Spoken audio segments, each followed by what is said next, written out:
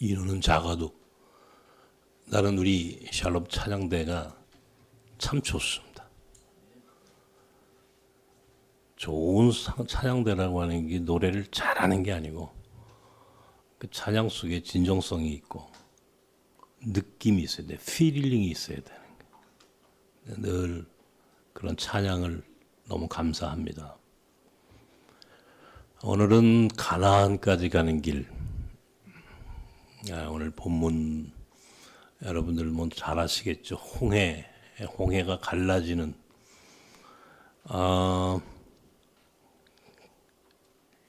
홍해라고 하는 장애물을 하나님께서 갈라지게 하셨죠. 그러니까 이 백성이 그 바닷길을 갈라진 길을 걸어갔다는 거예요. 길.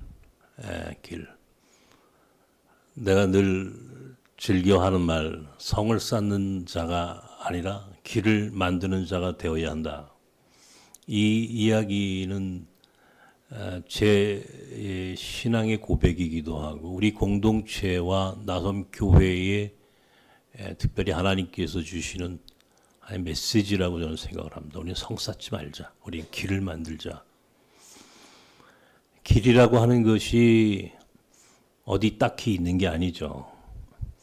하나님께서 길을 만들어 주십니다. 바닷길을 만들어 주셨잖아요. 그 길을 걸어가는 거예요. 근데 그 바닷길은 기적으로만 만들어지죠. 우리의 힘으로 바다가 갈라지지 않죠. 하나님께서 그 길을 갈라지게 하신단 말이죠. 우리는 그것을 믿는 사람들이에요. 우리는 지금까지 그 홍해가 갈라진 길을 걸어온 사람들이에요. 우리가 몰라서 그렇죠? 우리는 매일 바닷길이 갈라지는 경험을 합니다. 여러분들 그걸 믿으십니까? 나는 지난 내 삶은 물론이고 나섬의 사역을 해오면서 홍해가 갈라지는 체험을 정말 많이 했어요. 이건 하나님이 아니고서는 도저히 갈라지지 않는 체험.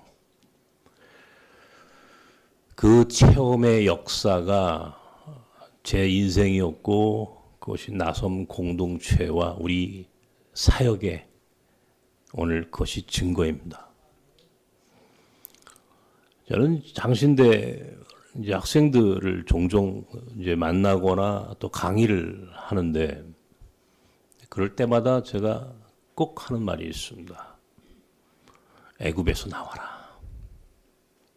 애굽에서 나와서 광야로 가자. 광야로 가자. 그게 무슨 말인지 사람들이 처음에 몰라요. 근데 애굽이라고 하는 것은 지금까지 우리가 살아왔던 하나님을 모르고 살았던 하나님의 역사하심을 체험하지 못한 일종의 관성, 매너리즘, 이 제도화된 관습에서 벗어나서 전혀 새로운 미지의 땅으로 하나님이 지시한 땅으로 나가는 결단을 해라. 지금까지 한국교회에서 신학을 공부하고 가는 길이 대부분이 일정한 패턴이 있습니다. 거의 가는 길이 정해져 있습니다. 근데 정해진 길이 아니라 정해지지 않은 길, 하나님이 인도하시는 길이 있다는 것을 믿고 한번 광야로 나가봐라.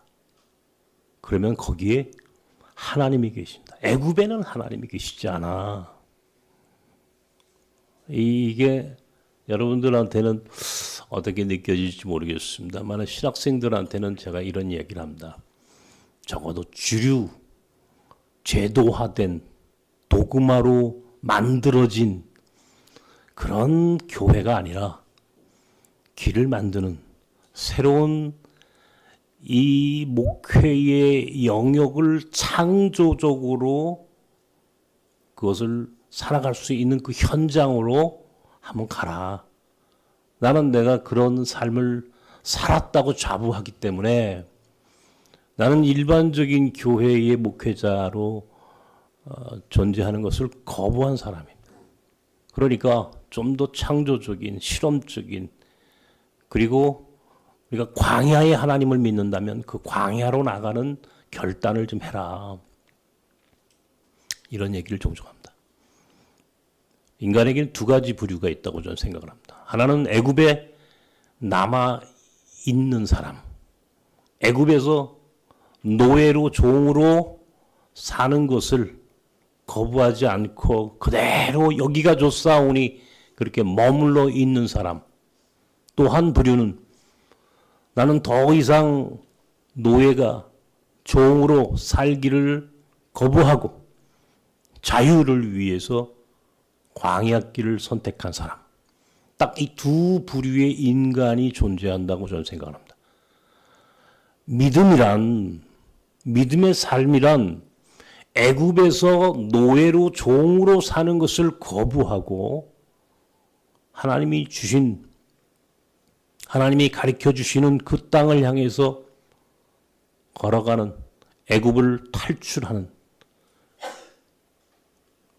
비록 그 애굽을 탈출하여 광야길에서 겪게 되는 그 수많은 고난과 문제가 있겠지만 그것을 하나씩 그 장애물을 뛰어넘어가며 하나님이 주시는 은혜와 기적의 삶을 체험할 줄 아는 그런 인생, 딱 이 두 가지 인생으로 저는 세상을 봅니다.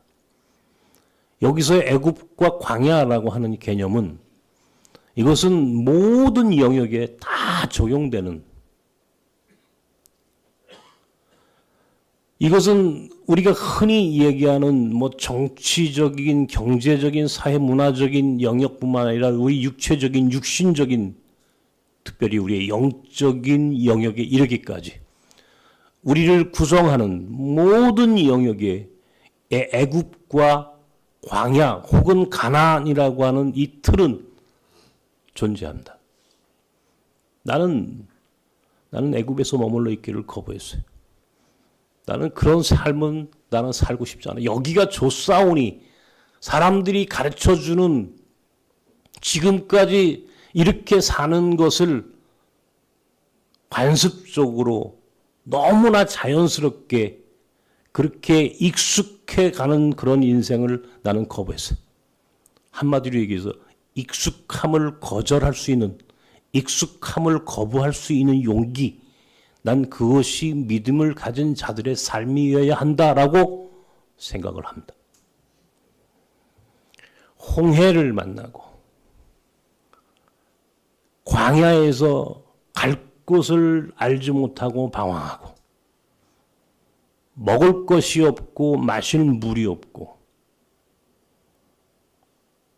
마지막 종착점 가나안까지 가는 그 길에 요단강이 가로막혀 있어도 우리는 그것을 두려워하지 않고 끝까지 그 가나안 길을 가야 하는 사람들입니다.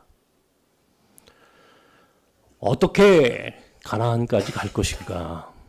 어떻게 가나안까지 가는 이 여정을 선택한 믿는 자들의 삶의 조건은 무엇인가? 어떻게 해야 우리는 끝까지 가나안까지 갈 수 있는가? 오늘 성경은 우리에게 그것을 설명해 주는 첫 번째 이야기입니다. 홍해가 갈라졌다. 여러분, 우리의 목적지가 어디인지를 기억하고 살아야 한다는 것을 오늘 나는 본문에서 깊이 묵상했습니다. 목적지가 어디냐? 목표가 뭐냐? 목적지가 어디냐? 홍해가 갈라지게 되는, 홍해를 가르고 광야를 건너 가나안에 들어가는 것이 목적이에요. 문제를 보지 말라 하는 거예요. 여러분, 눈앞에 보이는 문제를 보죠. 눈앞에 당장의 고난을 바라봅니다. 내가 이 고난을, 이 고통을 당하려고 내가 이 길을 선택했나? 그러면요, 실족합니다. 기적은 일어나지 않아요. 목적지를 바라봐라. 목적지를. 목적지가 어디냐? 어디입니까, 여러분? 가나안에 젖과 꿀이 흐르는 땅에. 가나안 땅에. 거기가 목적이야. 문제를 보지 말고 목적지를 바라봐라. 문제를 보지 마세요. 오늘 당장 내 앞에 있는 고통, 고난, 아픔, 시련 이걸 바라보지 말고 목적지를 바라볼 줄 아는, 멀리 보라는 거예요. 눈앞에 보이는 장애물, 눈앞에 보이는 문제를 바라보지 말고 멀리 있는 목적지를 바라볼 줄 아는 좀 멀리 보는 눈을 갖고 살아야 된단 말이에요. 빌립보서 3장 13절과 14절 오늘 첫 번째 성경 구절을 여기다 기록해 놨습니다. 함께 읽읍시다. 시작.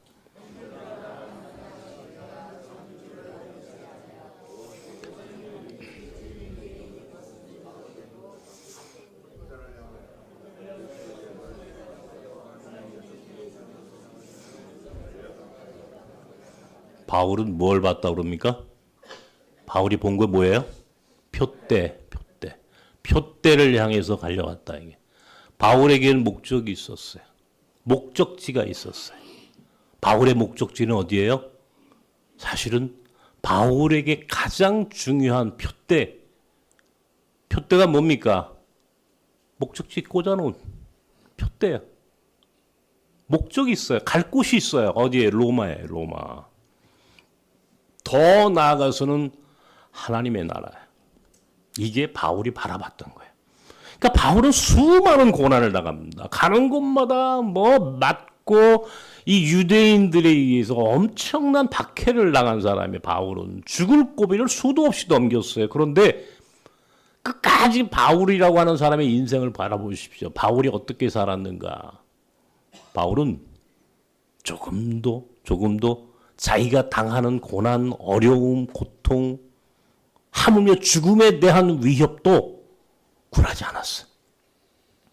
왜냐하면 그는 목적지를 바라봤기 때문에, 표대를 바라봤기 때문에 그래. 목적을 바라보는 사람은요, 지금 당장 내 눈앞에 있는 어려움, 거기에 굴복하지 않아요. 그리고 하나님께 이 어려운 문제를 이겨나갈 수 있도록 하나님께 기도하고 응답받는 자의 삶을 살게 되어 있어요. 하나님이 살아계신 하나님이시라면 당연히 바닷길을 열어주셨던 그 하나님의 은혜가 우리의 삶의 길을 열어주시는 거예요. 목적지를 바라봐라 말이에요. 내가 늘 선교란 뭐냐? 나그네를 순례자 되게 하는 것이다 라고 정의했습니다. 나그네는 목적지가 없어요. 어디로 가는지 갈 방향, 갈 곳을 정해놓지 않은 자들이. 그런데 순례자들은 갈 곳이 정해져 있어. 표대가 정해져 있는 사람들이. 목적이 있어요. 이게 선교다. 우리가 이주민 나그네들을 선교한다? 이들은 목적이 없어. 돈 버는 게 목적일 수밖에 없어. 그건 궁극적인 목적이 아니죠. 그것은 인생의 궁극적인 행복을 가져다 주는 것이 아니죠. 돈이 전부가 아니죠. 인생의 행복, 인생의 가장 궁극적인 목적지는 하나님의 나라가, 하나님의 자녀가 되는 거예요. 하나님의 백성인, 이게 목적이죠. 이게 표대죠. 바울은 그 목적지, 그 표대를 바라보고 갔던 사람입니다. 예수 그리스도의 목적지는 어디였습니까? 알고 보니까 예수 그리스도도 목적이 있어요. 목적지가 있어. 목표가 의식이 뚜렷한 분이었단 말이에요. 어디였어요? 예루살렘, 갈보리, 십자가. 이게 예수 그리스도께서 마지막 그가 가실 길이었어요. 거기가 예수께서 알고 계신 자신의 삶의 목적지는 바로 십자가였어요. 십자가. 그러니까 하나님의 사람들이 하나의 공통점이 있어요. 목적의식이 분명했어요. 갈 곳이 정해져 있는 사람들이에요. 나는 우리 공동체와 우리 교회가 갈 곳이 분명한 사람들의 모임이어야 한다. 여기는요, 내가 누누이 그 이야기를 하지만 나섬교회는 유일한 교회다라고 저는 생각합니다. 우리는 분명한 목적의식이 있어서 모이는 교회예요. 우리가 갖고 있는 목적이란 뭐예요? 목적지가 뭐예요? 하나님 나라야. 하나님 나라. 나그네들을 통하여 하나님의 나라를 이 땅에 이루어가자. 하나님 나라 선교에 하나님의 나라를 이 땅에 실현해 가는 것. 그래서 저는 그것을 동해에서 지중해까지라고 이야기했어요. 동해, 이 한반도 동쪽 끝, 그리고 그 길을 어디까지? 적어도 우리 공동체에 주신 하나님의 미션, 사명은 지중해까지. 거기엔 이유가 있어요. 나중에 내가 그건 따로 한번 얘기를 해드릴게. 왜 지중해까지인가? 왜 동해인가? 이유가 있어요. 그리고 그것을 좀 더 인문학적으로 표현하면 몽골 투르크 선교 벨트를 만드는 것이다. 몽골, 우리도 몽골로이드, 투르크, 터키 사람들 같은 돌골족, 같은 민족이 뿌리가 같아. 하나의 벨트를 만들자. 선교의 벨트를. 가장 복음의 취약 지역, 복음이 들어가지 않은 지역이에요. 그러기 위해서는 한반도를 통일 선교로 북한 선교의 길로 들어가야 되는 거예요. 당연히 북쪽의 그 길을 뚫고 넘어가지 않으면 우리가 투르크까지 갈 수 없으니까, 터키까지 갈 수 없으니까. 그리고 중국의 만주벌판을 넘어 몽골을 거쳐 중앙아시아를 지나 그리고 급기야 터키 지중해까지. 이게 우리의 목적이에요. 하나님 나라를 향한 하나님께서 우리에게 주신 사명이야. 나는 그 사명을 잊지 않고 그 길을, 그래서 통일을 얘기하고 북한 선교를 말하고 중국을, 그 동북 삼성을 거쳐서 과거 우리 조선족들, 우리 민족이 함께 살았던 그 땅, 우리 땅이었어요. 그 땅을 지나서 몽골을, 그리고 중앙아시아를, 그리고 급기야 터키까지 하나의 벨트, 선교 벨트를 만들자. 선교사들을 보내고 거기를 찾아가고 그것을 위해서 우리가 사역을 합니다.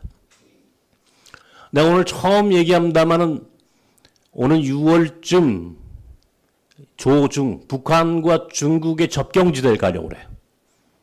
그래서 심양을 거쳐서 단동으로, 지반으로, 신흥무관학교를 거쳐 통화로 백두산을 넘어 용정, 도문, 훈춘, 압록강 끝에서 두만강 끝까지 백두산을 넘어 조중 접경지대를 가야 되겠다. 거기서 한국교회의 역사를 이야기하고 우리 민족의 역사를 배우고 특별히 통일과 북한 선교의 비전을 갖는 그런 일정을 가져야 되겠다. 신청하십시오. 제가 여러분들과 함께 그 길을 걷고 싶습니다. 못 갔어요. 최근 굉장히 중국이 지금 굉장히 그 폐쇄하고 있죠. 특별히 기독교 선교에 대해서 매우 예민하게 반응하고 있기 때문에 가지 못했습니다. 그러나 올해는 꼭 그 길을 갈 겁니다. 왜 우리는 그 길을 가려 합니까? 거기가 우리에게 주신, 하나님이 우리에게 주신 미션의 사명이 거기에 있기 때문에 거기를 갔다 와야 되겠다. 어떤 사람들이 제게 와가지고 이런 얘기를 합니다. 목사님, 저 광화문에서 애국운동을 하는 목사님 계시죠? 여러분도 누구인지 잘 알 겁니다. 저는 그 사람의 이름을 내 입으로 말하고 싶지 않습니다. 애국운동 이런 말을 씁니다. 애국운동을 하는 목사,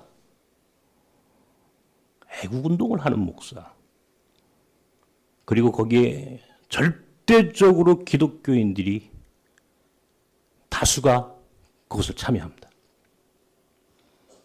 지금은 여의도에서, 광화문에서 소위 애국이라고 하는 이름으로 그렇게 참여를 합니다. 우리 그것을 사람들이 애국운동이라고 이야기를 합니다. 저보고 이야기합니다.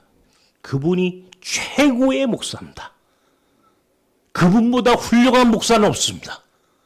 그것도 내 앞에서. 제가 그런 얘기를 합니다. 애국, 나도 애국을 합니다. 나도 애국자야. 애국하지 않는 대한민국 사람이 어디 있어? 나는 소위 내가 늘 자랑스럽게 생각하는 것 중에 하나가 내가 군에서 짧은 시간이지만 최전방 부대에서 내가 군목 생활을 했다는 것, 나는 늘 자랑스럽게 생각하는 사람이에요. 여기 우리 목사님들 군선교 하시는 우리 김상철 목사님, 김용 목사님, 장영철 목사님, 또 우리 장상희 목사님, 우리 군목 선배 참 독특하죠. 우리 교회에 특별히 군선교를 이렇게 열심히 하시는 목사님들과 함께 우리가 하고 있다는 게, 나는 그 짧은 군생활 동안에 6명의 병사들의 장례를 치렀습니다. 내 손으로 그들을 장례 치르고, 그 중에 한 사람은 내가 밤 12시에 그 병사의 뼈를 갈아서 내가 묻고 온 사람이에요. 나는 지금도 가끔 거기를 생각을, 38선 꼭대기 위에. 전방부대에서 나는 그렇게 분단의 현실을 보았고, 고통받는 이 민족의 역사의 한 복판에서 나는 고민했어. 그리고 진정한 애국이 뭔지를 나는 온몸으로 느꼈고, 나는 그래서 지금도 내 삶에 대해서, 그 당시 내 삶에 대해서 나는 하나님께서 내게 그 경험을 주신 것을 늘 감사하고, 아프지만 그 기억을 잊지 않고 살려고 합니다. 나도 애국자야. 애국운동을 하는 목사만 애국자가 아니라 대한민국 사람이라면 모두가 다 애국자야. 그건 기본값이야. 기본값. 기본이야. 대한민국 사람 중에 애국하지 않는 사람이 있다면 그 사람이야말로 이상한 사람이야. 우리는 전부 애국하는 사람이야. 두고 보십시오. 그런데 왜 애국운동하는 사람만 대단하다고 얘기하고 그 사람에게 사람들이 관심이 갈까요? 교회는 애국운동을 하는 것이 아니야. 교회는 하나님 나라 운동을 하는 것이야. 우리의 목적은 하나님 나라야. 애국은 기본이야. 서로 애국하는 방법이 달라. 이걸 다양성이라고 얘기해. 그 애국하는 방법이 다르다는 것을 인정할 줄 아는 포용력이 전제되어야 되는 거야. 어떤 사람은 우파로, 어떤 사람은 좌파로.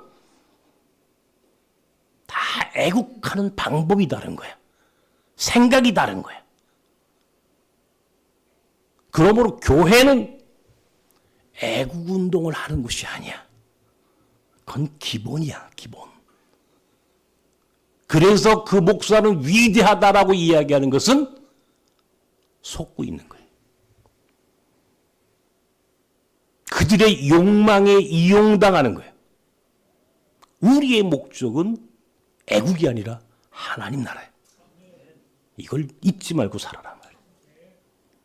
두 번째는 하나님이 우리와 맺은 약속을 잊지 말라는 겁니다. 여기 우리 창세기 12장 7절 말씀 먼저 읽읍시다. 시작.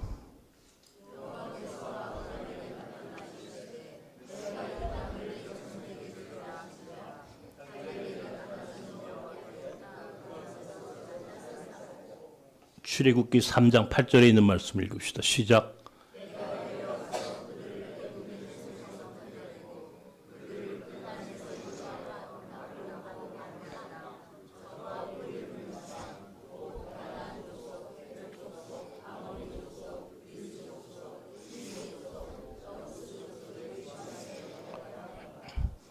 약속이 있어. 하나님이 아브라함과 맺으셨어. 약속을. 가나안 땅, 젖과 꿀이 흐르는 땅을 주시겠다고. 이스라엘 백성을 하나님께서 그렇게 가나안으로 가게 하나님께서 모세와 약속을 하셨어요. 하나님 나라 백성으로 사는 것은 바로 그 약속을 믿는 자들의 삶이에요. 약속. 우리는 약속이 있는 사람이야. 무슨 약속? 하나님 나라에 대한 약속. 가나안에 대한 약속. 그 약속을 잃어버리면 안 되는 거야. 늘 기억해야 돼. 약속이 있다 나한테. 약속. 다른 건 다 잊어버려도 돼. 근데 그 약속만을 잊어버리지 않으면 우리는 광야를 뚫고 갈 수가 있어. 길이 만들어질 수가 있어. 홍해가 갈라지는 역사를 체험할 수 있게 된단 말이에요. 왜? 살아계신 하나님께서 인도하시니까. 하나님께서 우리의 삶을 인도하시니까. 내가 그런 얘기를 했죠. 우리 집사람하고 결혼할 때 1시간 반 기다렸다고 내가. 그죠? 야, 세상에 여러분 1시간 반 기다려서 장가든 사람이 접니다. 결혼 당일날 그게. 근데 나는 기다렸어. 화는 났지. 근데 믿었어. 뭘? 약속을. 꼭 결혼식에 참여할 거라고 하는 약속을. 왜냐면 우리 약혼식을 했거든요. 요즘 약혼식 안 하지만 약속이 있었어. 좀 기다리면 돼. 조금 늦게 오는 거야. 우리 주님과 우리의 약속이 있어. 우리 주님이 이 땅에 재림하신다는 약속이야. 재림이 지연될 수는 있어. 그러나 그 약속은 이루어질 거야. 이게 우리 믿는 사람들의 삶이죠. 그러므로 약속이 있는 자들은 서두르지 않습니다. 기다리는 거예요. 기다리는 거예요. 인내. 신앙의 가장 중요한 덕목은 기다릴 줄 아는 삶이에요. 왜 하나님이 내 기도에 이렇게 응답하지 않으실까? 왜 하나님이 나를 이렇게 힘들게 하실까? 왜 내가 이 고통에 늪에서 헤어나지 못할까? 조금만 기다리세요. 아까 우리 찬양 불러도 힘을 내세요. 조금만 기다리세요. 그럼 하나님께서 우리를 그 고난에서 번쩍 인도해 주실 겁니다. 이스라엘 백성이 어디로 가야 할지 알지 못했어. 그때 하나님께서 그들에게 구름 기둥과 불 기둥으로 인도해 주셨어요. 홍해가 갈라지고 구름 기둥과 불 기둥의 체험을 했고 먹을 것이 없어. 만나와 메추라기로 매일같이 먹이셨어. 마실 물이 없었어. 마라와 무리바의 샘물로 하나님 그들을 오아시스로 인도하셔서 먹게 하셨어. 요단강이 앞을 막고 있었어. 그러나 그 약속을 잊지 않은 백성들에게는 하나님이 요단강을 건너갈 수 있는 은혜를 주신다는 것을 기억하는 겁니다. 이게 우리의 삶이어야 해요. 이게 우리의 삶이야. 우리 인생이야. 마지막으로 뒤를 돌아보지 말라는 겁니다. 여기 창세기 19장에 있는 말씀 함께 읽읍시다. 시작. 창세기 19장 떴어요? 아직 안 떴어요? 떴어요? 한번 읽읍시다. 시작.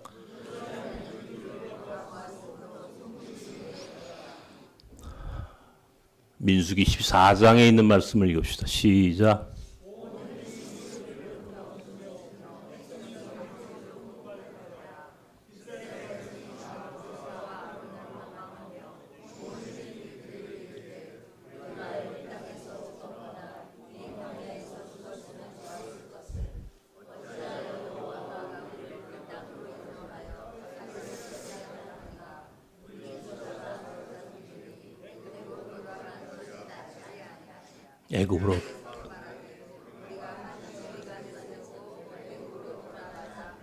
애굽으로 돌아가자 하니 돌아가자 그래. 돌아가자. 롯 아브라함의 조카죠. 그죠?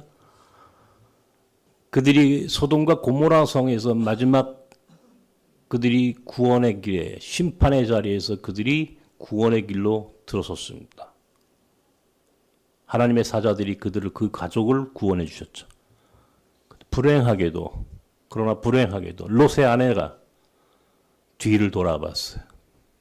소돔성에 두고 온 것들을 안타까워하고 아쉬워하고 그것을 잊지 못해서 뒤를 돌아다보는 바람에 소금기둥이 되었다. 민수기 14장에 있는 이 말씀은 가데스 바네아의 정탐꾼의 이야기의 결론 부분입니다. 12명의 정탐꾼이 가데스 바네아에서 헤브론 땅 가나안 땅을 정탐하러 갔습니다. 돌아와서 10명이 그 땅은 우리가 점령할 수 없는 그 사람들은 우리에게 메뚜기 같은 사람, 우리는 메뚜기 같은 존재, 힘이 없는 연약한 존재, 우리는 불가능해, 갈 수 없어. 오직 여호수아와 갈렙만이 그들은 우리의 밥이야.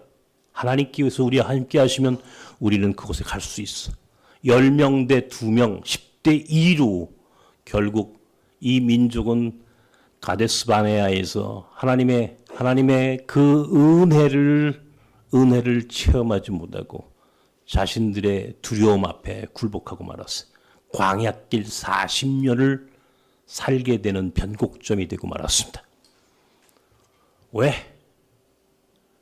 이 백성은 끊임없이 뒤를 돌아보는 거예요. 애굽으로 돌아가자. 애굽에서는 굶어 죽진 않아. 바로가 주는 그 고깃가마니 옆에서 떨어지는 그것만이라도 먹고 살면 당장 목숨은 부지해.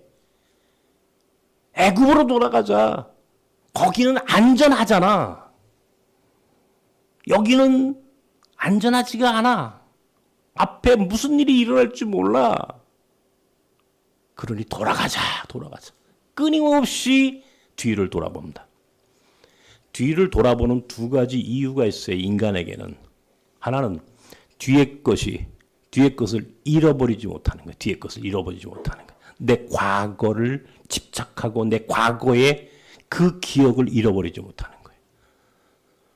반면에 또 다른 돌아보는 목적은 모세가 느보산에 올라가서 비스가산 느보산에 올라가서 그들이 40년 동안 그 광야길을 걸었던 그 모압 평야를 바라보면서 그리고 그들이 가야 할 미래의 가나안 땅, 그 요단 너머에 있는 그 땅을 바라보는 모세의 장면, 모세의 마지막 모습을 우리는 알 수 있습니다. 하나는 과거를 잃어버리지 않는 이 과거에 매몰된 사람들. 두 번째는 미래를 가기 위해서 돌아온 시간들을 바라보는 것. 우리는 어떤 존재여야 하느냐. 오늘 빌립보서 3장 13, 14절에 바울은 뒤의 것은 잊어버리고 표대를 향하여 하나님께서 주신 그 부르심에 합당하게 이끌려가는 삶. 뒤의 것은 잊어버리라. 가나안까지 가는 이 여정은 간단한 여정이 아닙니다. 계속해서 우리를 붙잡아둬요. 장애물과 고난 앞에 우리를 자꾸 뒤의 것을 돌아보게 한단 말이에요. 차라리 거기가 좋았는데.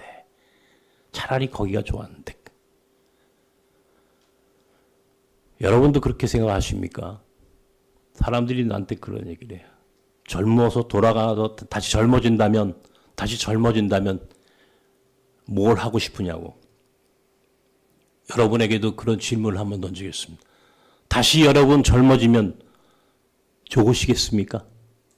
나는 싫어. 나는 지금의 내가 좋아. 나는 내가 살아온 삶에 대해서 후회하지 않아. 때로는 아쉬움도 있고 안타까움도 있지만 그러나 나는 지금의 내가 좋아. 그리고 내가 살아야 할 내 미래가 더 좋아. 나는 뒤의 것은 쳐다보지 않아. 우리 많은 일 했어요. 그죠? 하나님 앞에 우리 은혜 많이 받았어요. 정말 복 받은 자들이에요. 그렇다고 여기 안주하지는 마십시다. 앞으로 가야죠. 미래를 향해서 가야죠. 표대를 향해서 가야죠. 그러므로 목적지가 분명한 삶, 약속을 잃어버리지 않는 삶, 뒤를 돌아보지 않는 인생. 이 사람들이 가나안까지 갈 수 있는 이 길 위에 사는 자들의 삶이어야 한다는 것을 잊지 마십시오. 목적지, 약속, 그리고 돌아보지 않는 것. 앞으로만 갑시다. 끝내 우리 모두 가나안 땅 젖과 꿀이 흐르는 하나님 나라의 소중한 주인공들이 되시기를 주님의 이름으로 축원합니다. 기도하십시다.